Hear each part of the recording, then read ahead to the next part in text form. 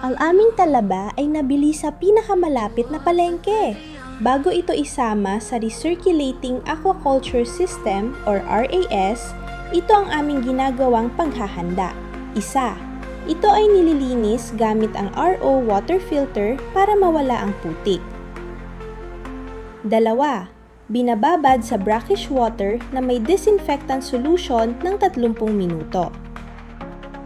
Tatlo, check kung may mabahong amoy. Kung mabaho, itatapon na ang talaba. Apat, tinitignan namin kung ang talaba ay nagsasara pag pinindot. Parang makahiya.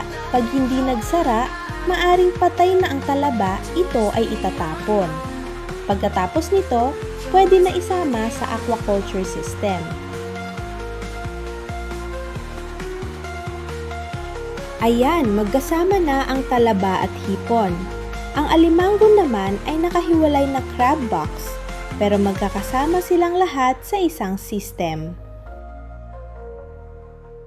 Tumutulong ang talaba sa paglinis ng tubig habang ito ay kumakain.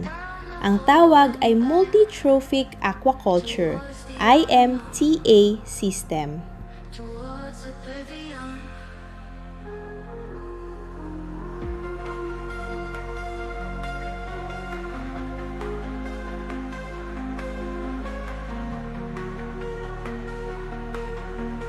Maraming salamat sa panunood. Click like, leave a comment, and subscribe para sa mga susunod na farming videos.